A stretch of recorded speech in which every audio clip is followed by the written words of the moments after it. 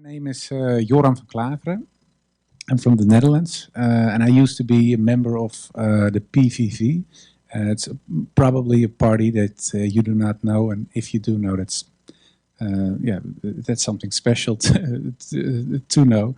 It's the party of Geert Wilders. Maybe you've ever heard of him, the guy with the blonde hair. It's not his real hair color. I know. But he founded the party in 2006, and it's called the PVV, the Freedom Party of the Netherlands. And the main goal of that party was to make sure that Islam was not able to grow in the Netherlands, and later on, it was the purpose was to ban Islam from the Netherlands in total. I'll come back to that later. Maybe it's interesting that I introduce myself a little bit. My name is Joram van Klaveren, as I said, and I grew up in a very Orthodox Protestant environment. My mother and father were members of the Reformed Church. I have an older brother, a sister, another younger brother. We went to church. We read the Bible. We did all the things that normal Christian people do. But we were we were members of a very strict denomination of the Christian Church. So other religions, were gone astray, in the opinion of the theologians of my church. So that's something that it was not explicitly said, but it's something that you learn during the days that you get raised till let's say 16, 17. I had a certain religious bias towards Islam, not specific Islam, but other religions in general. But Islam was certainly not an option to look at in a positive way whatsoever. I studied religion, comparative religion, when I got older. I went to university. But you take, of course, the things you learn in your upbringing with you. So that's something I did too. I became politically active after 9/11, because September 11, 2001 was the first day of my study of comparative religion. So it was a strange kickoff. After that, we had a murder in the Netherlands. Maybe you've heard of it, Theo van Gogh. He was murdered by a jihadist. A lady who is active in the United States as well, who's from the Netherlands, Ayaan Hirsi Ali. She was in Parliament when I was an assistant of a politician back then. So the whole sphere in a political sense and in a social sense was very anti-Islam. Of course, you had the terrorist attacks in London, Madrid, etc., etc. So there was a certain time that the view that people had when it came to Islam became negative and more negative, more negative.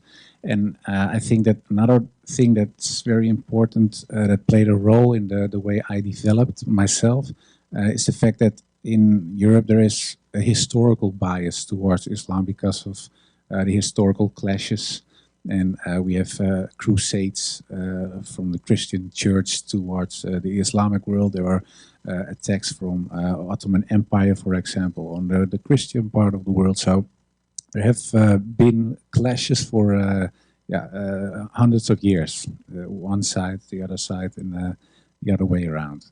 And the combination of those things, the start of my comparative religion study at September 11, 2001, the fact that Theo van Gogh was murdered, my upbringing, and I think the historical bias of Europe when it comes to Islam, the combination of those things made me want to become politically active.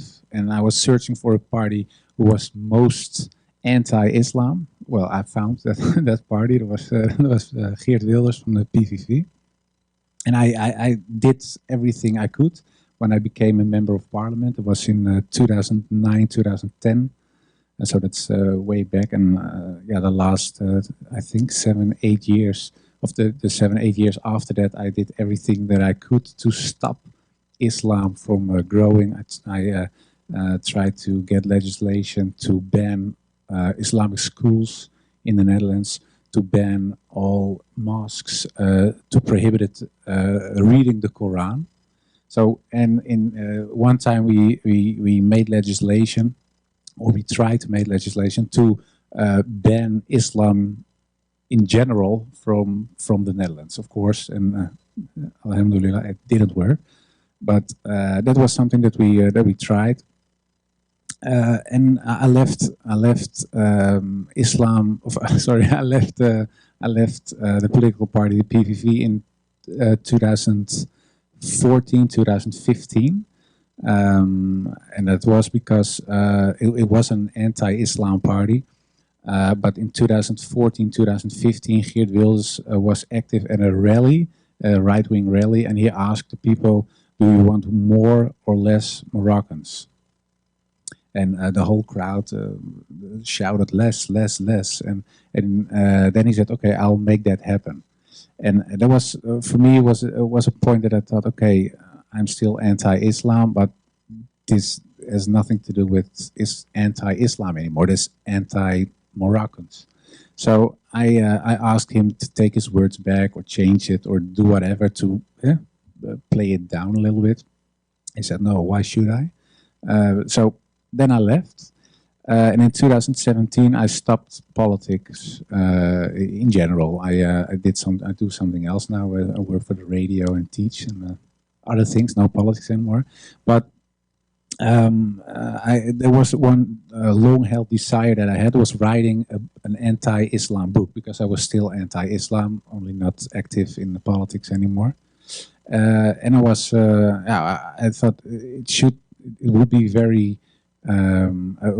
very important thing that all the things that I said and that anti-Islamic people and groups say, that we have a theoretical basis with great grounds, so we can point to the book when people have discussions, and we would solve the dispute about Islam. Is Islam a religion of peace, or is it something very wrong and evil when it comes to Europe or the West or the world in general?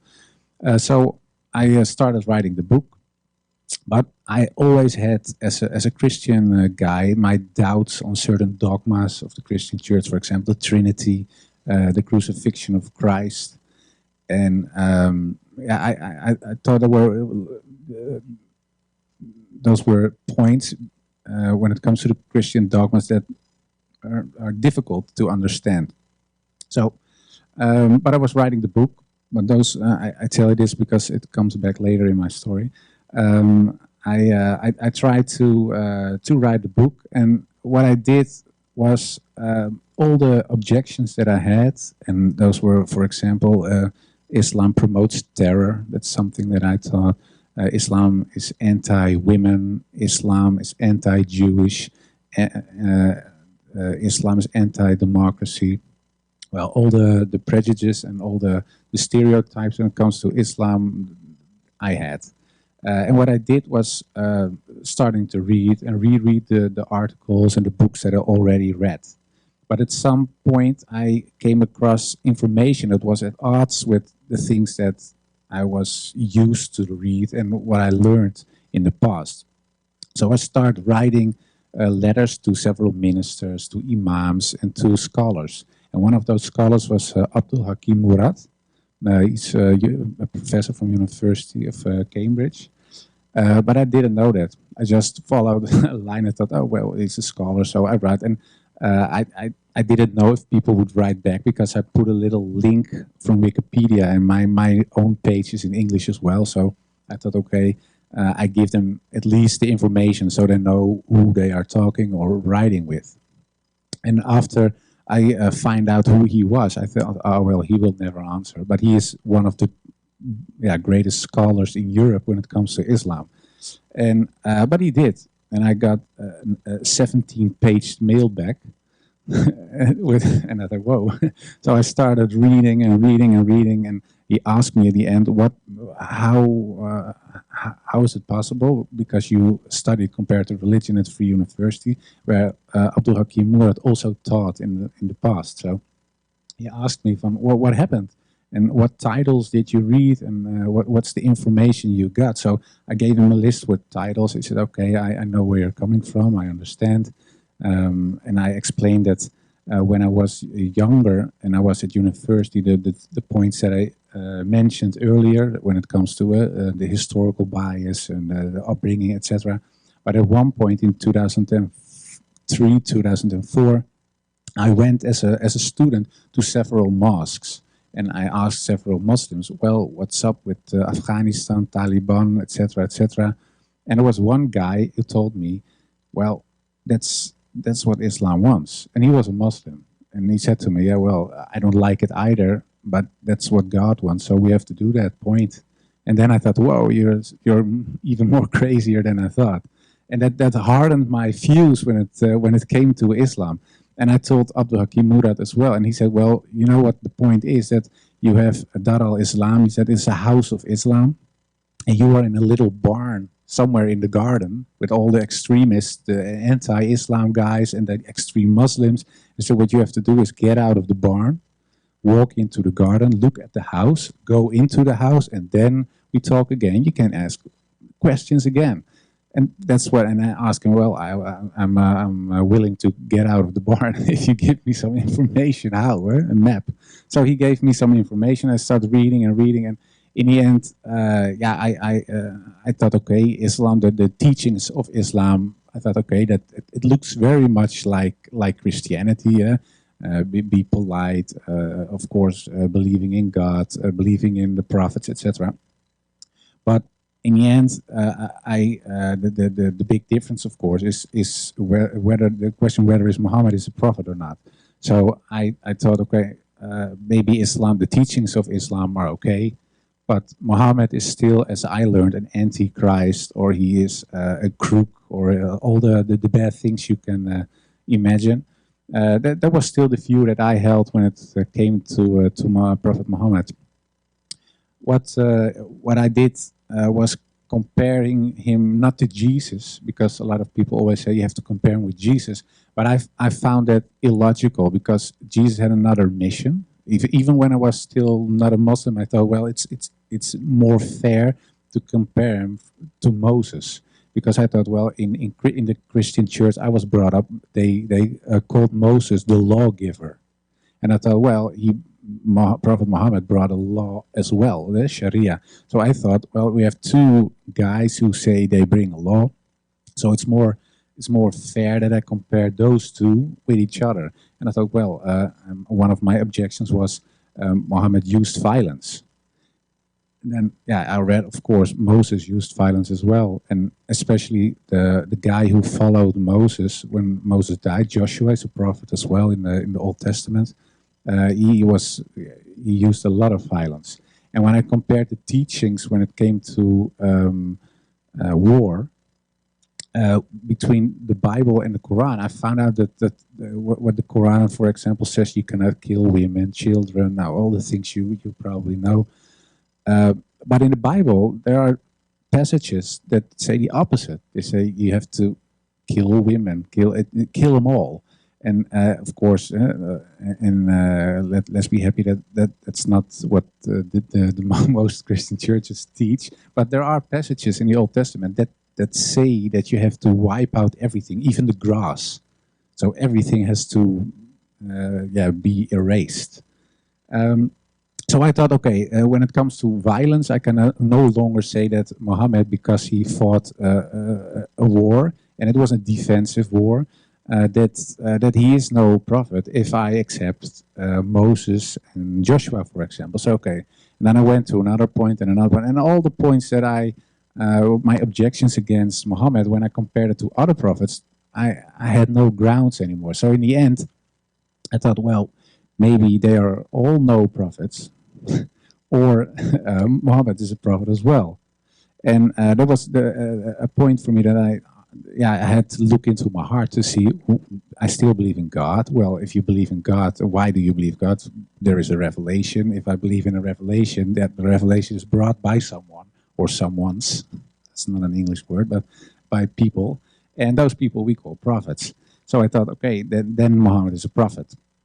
And then I realized, well, if I say Muhammad is a prophet and I believe in God, then there is a problem, because then I would be a Muslim, and that's not still something I didn't want to be. And so I talked to a lot of people, and they say, yeah, well, if that's the case, you are a Muslim, whether you like it or not, or you must stop believing in God or something. But I couldn't, and then I thought, okay, I just park it and I don't do anything with it, and I'll leave it for what it is. But yeah, if you are a believing person, whether you're not a Christian or a Buddhist or a Muslim, you want to do something with the things you believe in, especially when it's the core or the cornerstone of your life. And it was still so. I believed in God, and I thought, yeah, I want to abide the laws of God. I want to do something that is good. So I had to do something with my newfound information, and I started looking for a publisher to do something with the book. And the book was not already finished, but most of the parts that I found out and the new information I found out were in the book, but not yet my conversion, because I didn't convert it yet. And I was looking for a typical Dutch publisher. So it's called in Dutch. It's called het Kennishuis. It means house of wisdom. But they wrote it in old style Dutch, and when you write it in old Dutch, it's typical Dutch. Most nationalist guys write it in old Dutch, so you see, oh, whoa, he's a real Dutch. So that's what it. And I thought, okay. And the publisher wrote het Kennishuis, so the House of Wisdom, in Old Dutch, and they were specialized in Islamic literature. So I thought it was an anti-Islamic publisher, and I wrote them. Well, I have scripted, and I got it back, and I said maybe we can meet. And yeah, all of a sudden there was a guy against me, and he was sitting in front of me, and he was a Muslim. Why you look Muslim? Yeah, I am a Muslim. It's Islamic. It's an Islamic publisher. It's an Islamic publisher. You called it Kennishuis, and you wrote it in Old Dutch. Yeah, I know. But we did it on purpose because we're in that way we try to reach out for people who think that Islam is not compatible with the West or with Holland in this case. So we start talking. I told him where I was, that I believed that Muhammad probably was a prophet, and I still believe in God. He said, well, you are a Muslim, but you don't know it yet. So I start reading, and it took a couple of months, and after those months, we were eating at home by the publisher, and there was an imam with us and some other guys, also non-Muslims, and the imam suddenly asked me, do you believe in God, yes or no? I said, yes. Do you believe Muhammad was a prophet, yes or no? I said, yes. I said, well, we take the Shahada now, or is it something you do not want to do?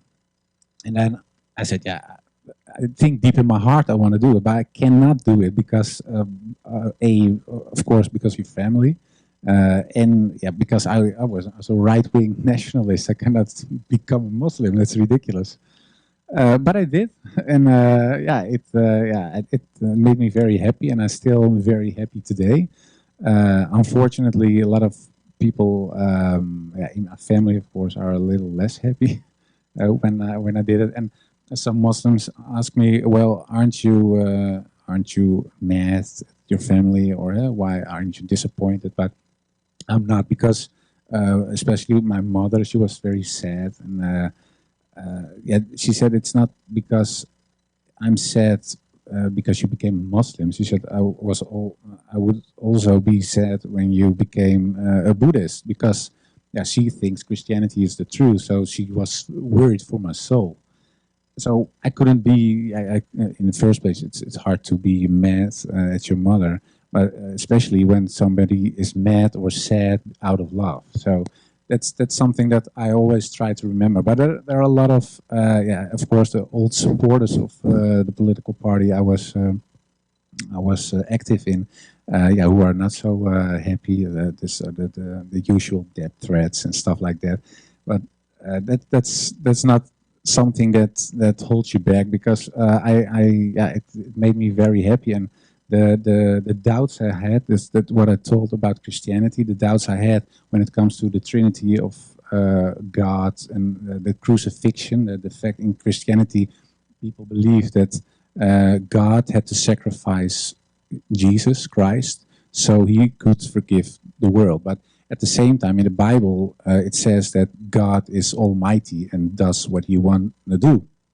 And I always thought as a child, well, if you are almighty as God, why can't you just forgive? Why is there a son who had to die before you can say, okay, I forgive? So I thought it was illogical. I still think Christianity is a nice religion. Only I didn't believe the truth with a capital T. It wasn't there for me anymore. And strangely enough, when I was writing the book, I got Islamic answers to Christian questions. And that was a point for me that I thought, it gave me a lot of rest, and my heart and my head resonated. And that's something that I didn't have before. So when I felt that, and of course you believe it, that made me in the end deciding to become a Muslim, and that's what I did, and I still am. And, I'm very happy. That's in short the story. So I think, I don't know what the program is. Do you want to ask question people in the? Let's give him a round of applause for that. That was really touching. Thank you so much. Wonderful. So we're going to do Q&A now, and we'll start with the sisters, and we'll ping pong back and forth with the brothers. So first for the sisters, inshallah, there's a mic going around, and Brother My Voice will come to you. Just raise your hand if you have a question, inshallah. And it looks like we'll go to Sister Shazia first.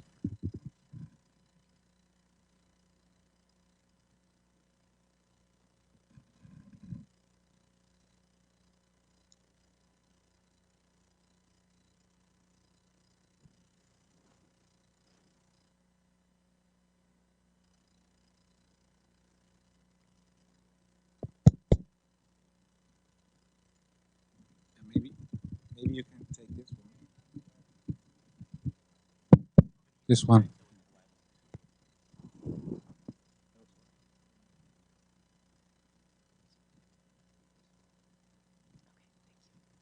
Assalamu alaikum.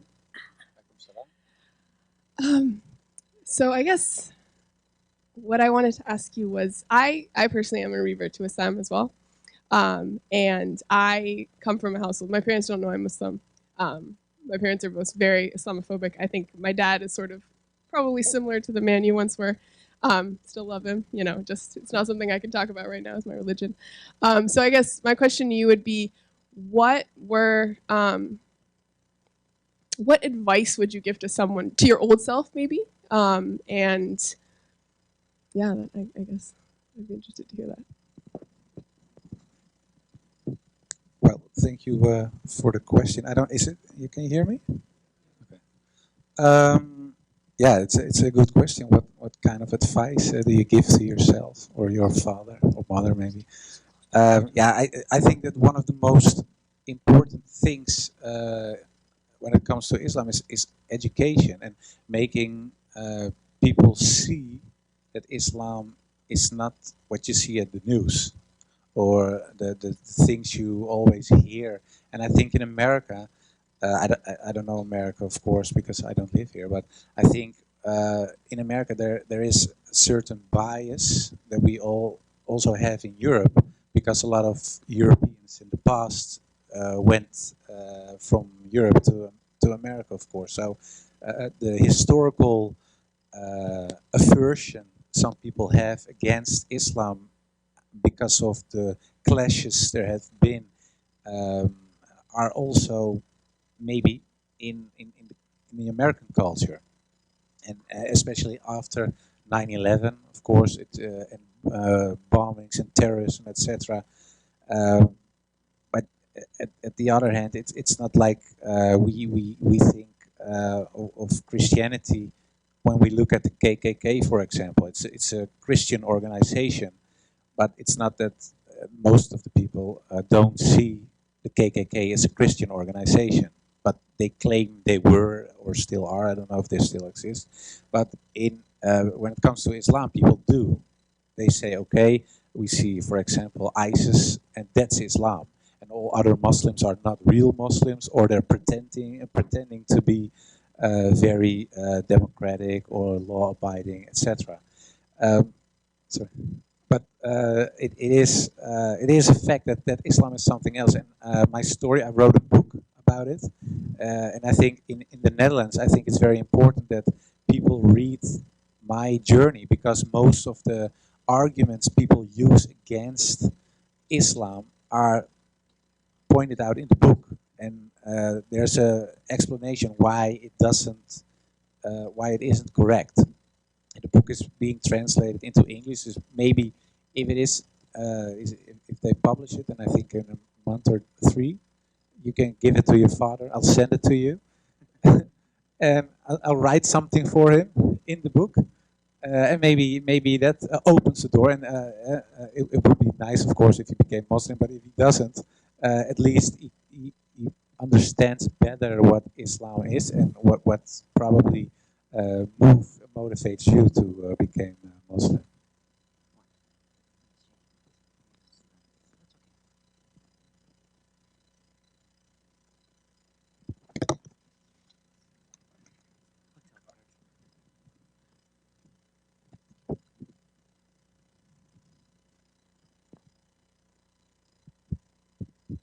Does this work?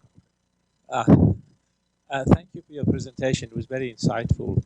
The question that I have, first of all, I've been to Holland, great country and very nice people. The question that I have is, have you thought about going back to politics and maybe spreading what you've learned and essentially sharing with people and changing their view of the typical stereotype image of a Muslim? Thank you. Yeah, thank you for the question. Yeah, I didn't think of politics, and I still don't think of politics too much. Of course, you follow politics, but I have no desire to go back. I've been in politics for 12 years. You call it here the Senate, and if you are in politics, you have to have certain ideological motivations, and I think a little bit or arrogance or naive, being a little bit naive. So if you have to believe that you can change the world, and I hope, of course, that we can change the world as a community. But I have no longer the illusion that the political party can change the system. But I think in the end it's not a political thing. It's something of the people.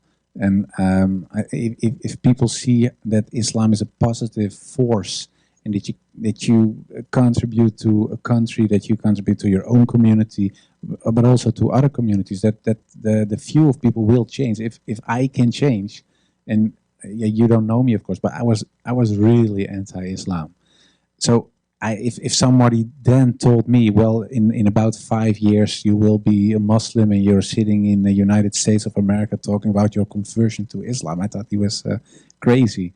But it did happen. So I think in the end it's something that that has to come out of the people itself, non-Muslims I'm talking about. And I think that a lot of Muslims, especially in Europe, because I think it's a little bit different here, also have to look at themselves and see why is it that people are always so negative. Because in the Netherlands there are a lot of Muslim youngsters, youth, who are making a lot of troubles.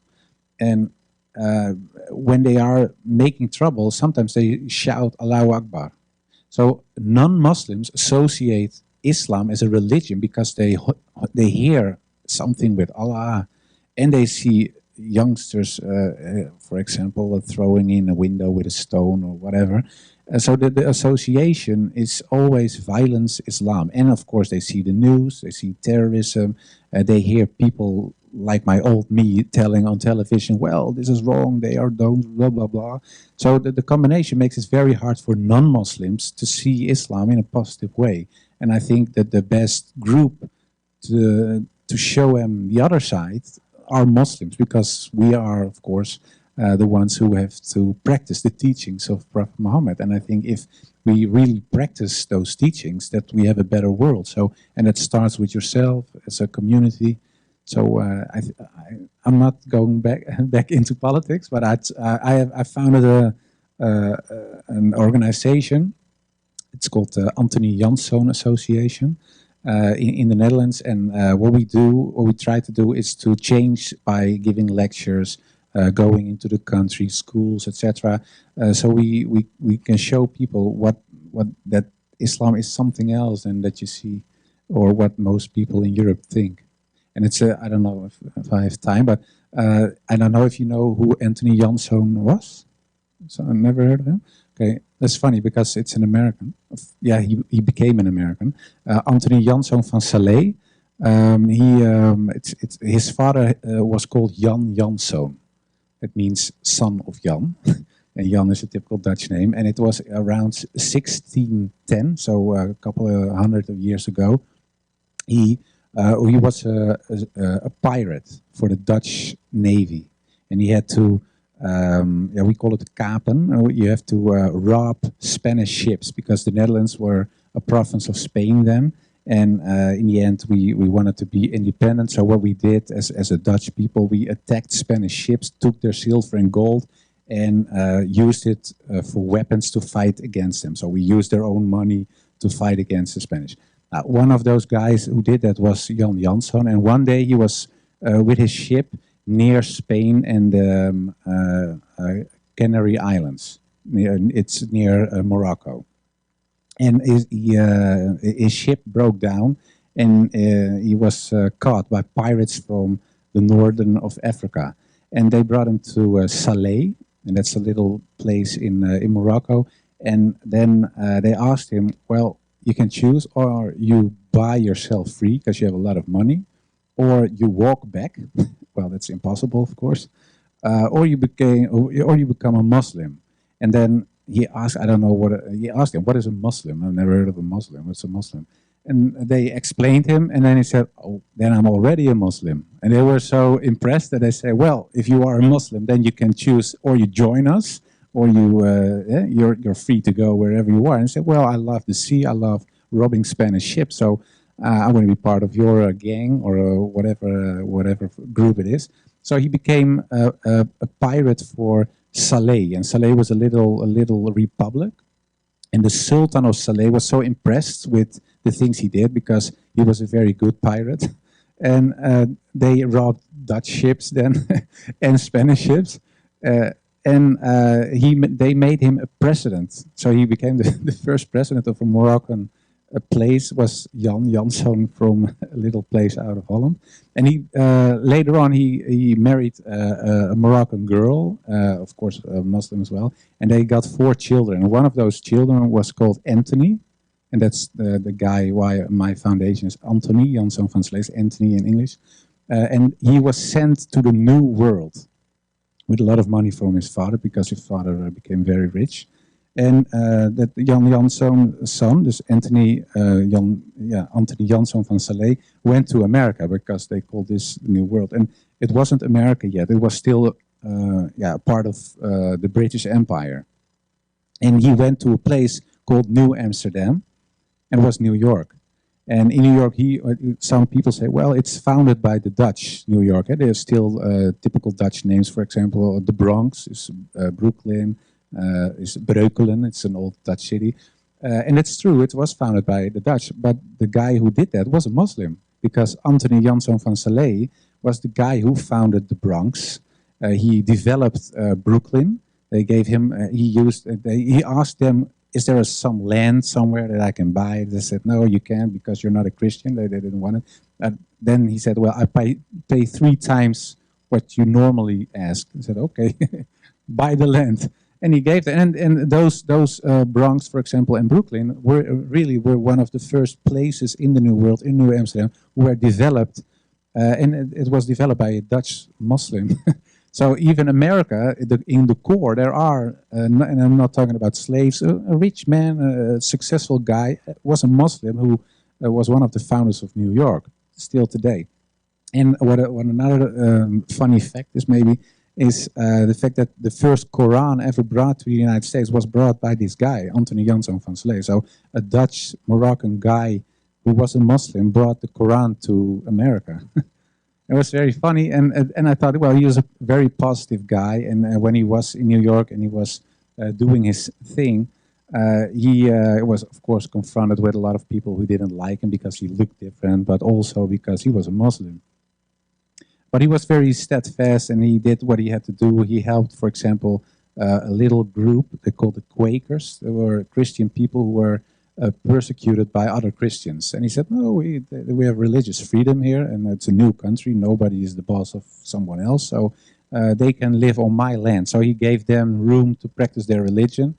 He bought slaves, etc. He did a lot of good things. And I thought, well, that's a nice name for the organization because of the history of his father, the history of himself, and the things he did. So, and with that name, I'll try, and story, a lot of people in the Netherlands don't know the story as well. So I always tell it to show people that the beginning of the United States, and that's, of course, one of the mightiest countries in the world, was also Islamic in the core. And it's always nice to show people that there's something familiar and it's not something so strange when it comes to Islam. What will be the name of title of your book? In Dutch, it's afvallige, and it means apostate. And I choose the title because I'm an apostate of Christianity, of course, but it's also a wink. It's because of the discussion about apostasy in Islam.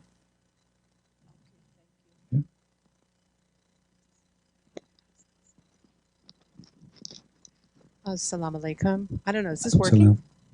Oh, it is, okay.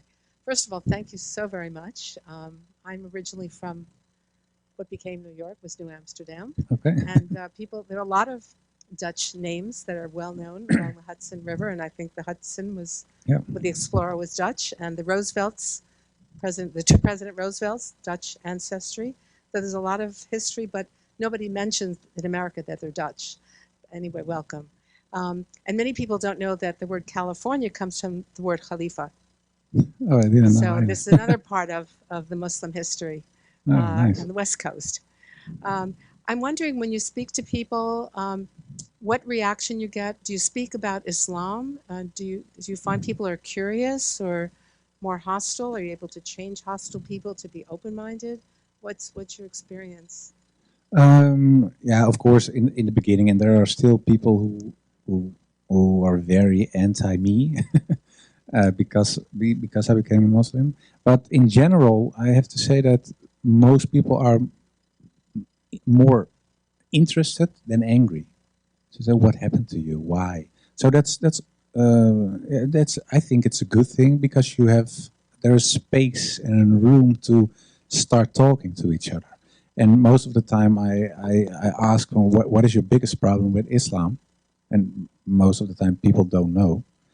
So we try to discover while talking what his or her issue is with Islam. And I even got some emails from people that said, well, after I read your book, of course I'm not a Muslim and I still don't like Islam, but I get it.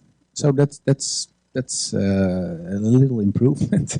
So I think there is a lot of room, and of course, in the end, it's up to us as a community to show people otherwise. And I think in the end, as I'm still positive, I think that it's possible that a lot of people will change. And I think it's something else in Europe, and I don't know how it is in America. There's the secularization, so people stop believing in God. In Europe, most of the people in other parts of the world think that in Europe everybody is Christian, but most of the people, especially in the Netherlands, aren't religious at all. And the fact that they lost their religion, not only in a cultural way, but especially in a religious way, yeah, it creates a hole in people's hearts, because there's a famous guy, a religious scientist, Eliade is his name. He said, people are always religious. And it's not that you have to be a Christian or Muslim or whatever, but there is something that calls out for something bigger. And he said, because you are designed like that, there's always, you crave for God. And in what form isn't so important now, but he said, well, people, and if people lose God, they're going to search for something else. And I think in Europe, people search they want to fill up the gap in their heart with, for example, nationalism, but also with drugs or with partying all the time. They do things to fill the emptiness in their heart, and that's something else. I see big chances for Islam, because I think Islam is the last real religion.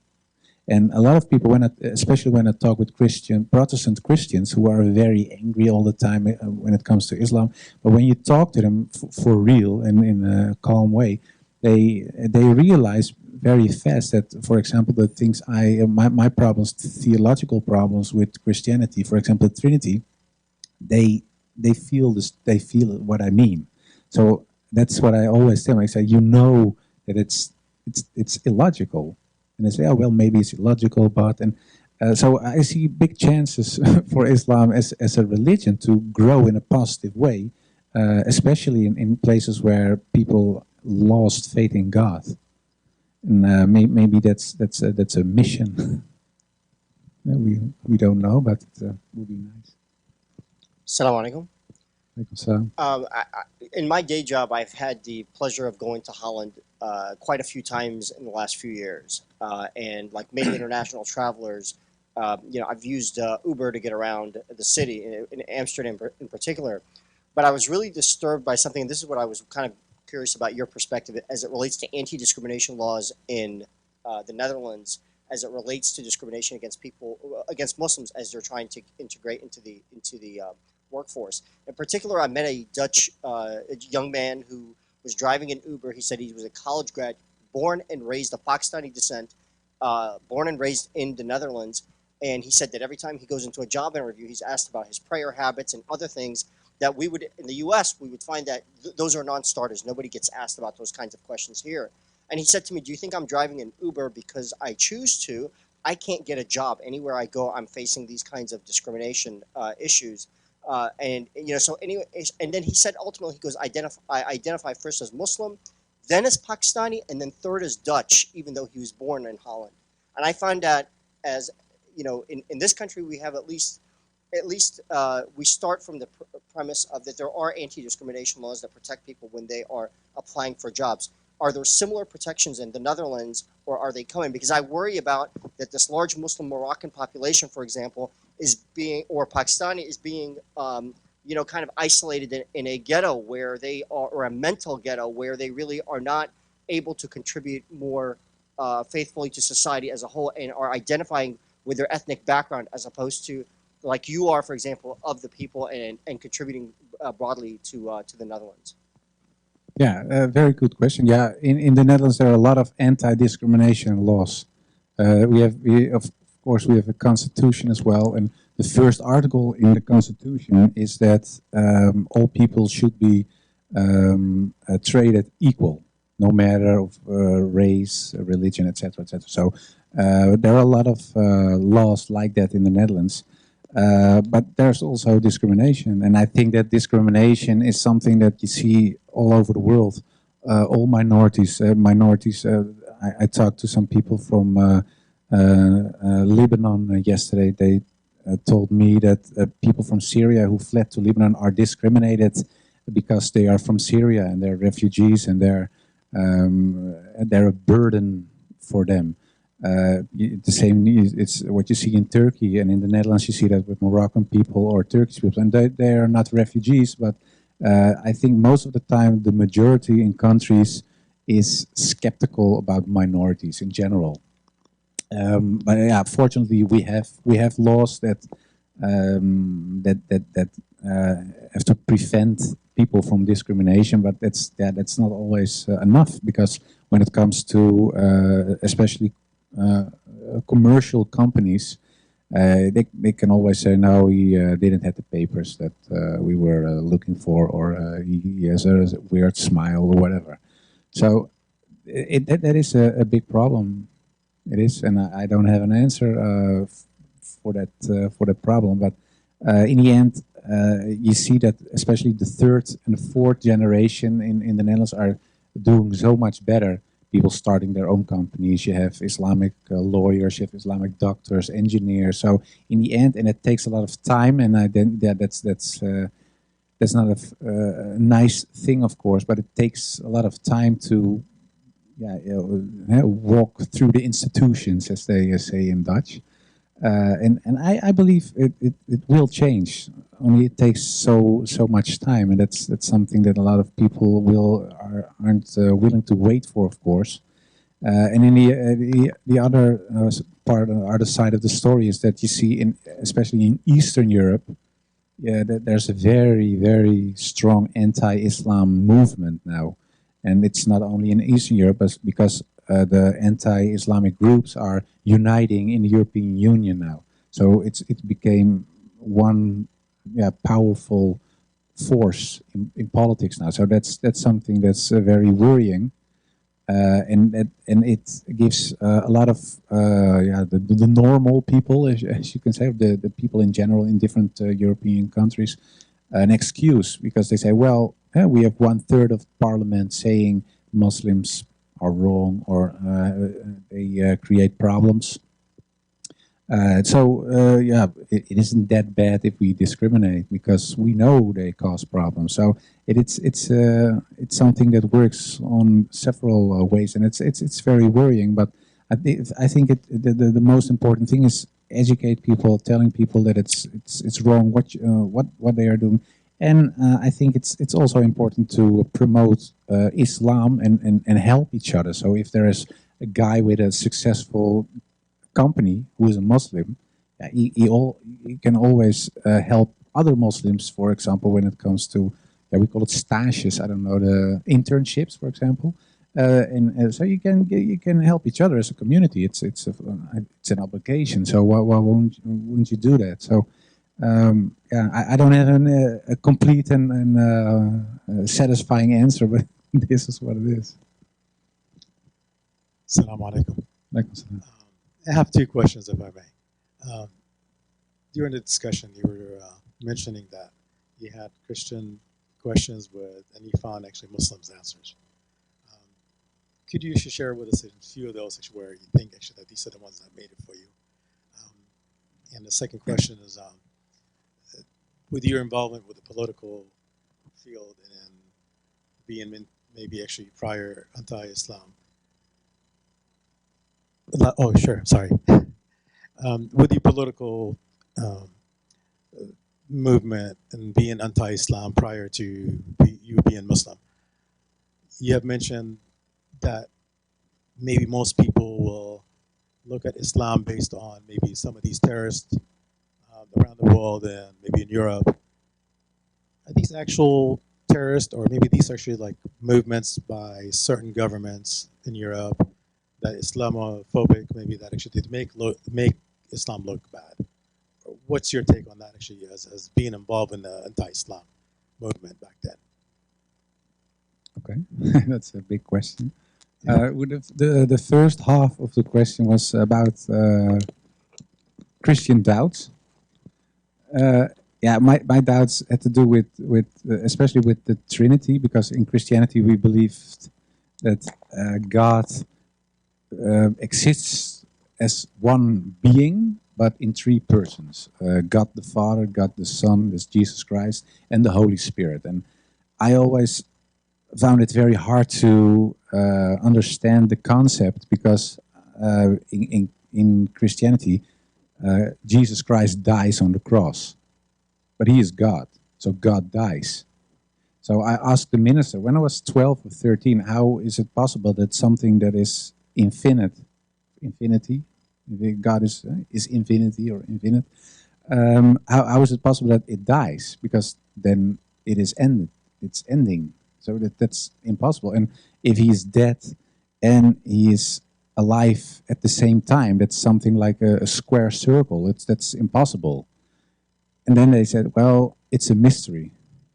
So yeah, that's. But you have to believe it. But if I try to believe it, I can't because it's a mystery, and I don't found that very satisfying. So that's something that, and there are a lot of theologians who have very nice concepts. But in the end, it's coming back to the question: is the God of Jesus Christ, is it one or three? And in the whole Bible, there's no sentence in the Bible that says God is three. It isn't there. And the parts that are referring to something that could be interpreted as three are added later. And it's even in the Christian Bible, you can see that it's almost always between, I don't know how you say it, we call it haakjes, quotes. No, not the quote. Yeah, that one. And in Bible it says the sentences between those things are added later. So there are in the Bible there's no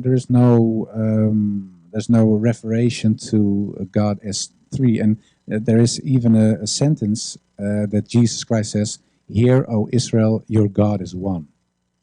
Well, that is exactly the same as Prophet Muhammad said. There is one God, and that's Allah. So it wasn't logical for me. So the Trinity thing was an issue for me. And another thing I talked about earlier, short, it was about whether there should be a murder before God can forgive. And yeah, I found that not logical, because in the Bible says there's a story about the prodigal son. It's a story that there's a father and he has two sons, and it's a very rich father and has a very successful company. And one of the sons goes away and he says, "Well, Dad, if you're so rich and one day you will die, so can't you give me the money I'll get when you die?" He says, "Okay, if you want that, here's the money." And he goes away and he does everything he shouldn't do. He is partying all the time, going to hookers, and I don't know what he does. And he comes back, he's totally wasted, and he doesn't feel like a man anymore. And he says, "Well, what am I doing suddenly? I wish I'd never gone away." And he regrets it very much. And after a few years, he goes back to his father. And his father sees his son coming, and he says to his assistant, "Well, bring him the best clothes that you have, put a silver ring on his finger, and let's celebrate that my lost son is back." But the other son says, "Well, ho, I was working all the time for you. I did everything that I had to do. I abide the law. We pray together to God, and weird Willie there goes and does everything wrong, and you're celebrating his return." And it's a story that Jesus tells in the Bible, and then the apostles, the people around, the Jesus followers ask, "Okay, what's the point here?" And Jesus says, "Well, okay, the father is happy that his son returned after he did so much things wrong. He still accepts him. And there is no condition, there's no son or whatever who had to die first, or there's no slapping or no screaming, there's nothing. He just forgives his son." And it was for me, I thought, yeah, well, the prodigal son story that Jesus tells, it's almost 180 degrees opposite of one of the dogmas of Christianity, because if Jesus tells this story to show the rahmah of God, how is it that the Christian church teaches that God wants to see someone gets killed first? So there was another point for me that I thought, well, the Islamic narrative is much more logical, and it's in a sense even more Christian than the Christian teachings. The other part of your question, I forgot, sorry. Some of these suicidal bombers, were they actually like suicidal bombers, or these are just a Islamophobic movement that actually try to advertise actually for these people being around. You know, it's part of actually propaganda. Okay, now, well, yeah, in the Netherlands, well, I think terrorism is a real problem because you see, for example, Theo van Gogh, he was murdered, and he was murdered in the town where I live by a guy who was very known in the area, Mohammed Boucheri. Yeah, and he killed him. Yeah, we literally seen the guy doing it. He was shooting with a gun. After that, he slit his throat. He pulled a sword in his stomach. He was butchered. And the same you have in France, for example, in Paris, in Belgium, and in other parts of Europe. Well, of course, in the United States as well. So I think terrorism is a real problem, and I think there are Muslims or people who call themselves Muslims who do very bad things. But that's not a reflection of the religion.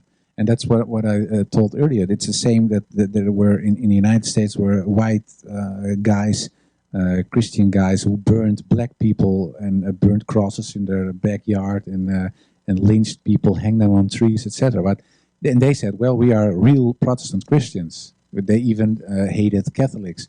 But that's not a reflection of the teachings of the Christian church. So it's of course unfair to judge a whole religion and more than 1 billion people on the sick things a small marginal part of the group is doing. And I think that it counts for all religions. I think most of the religions reflect something good. And yeah, of course, I think that the whole truth with capital T is in Islam.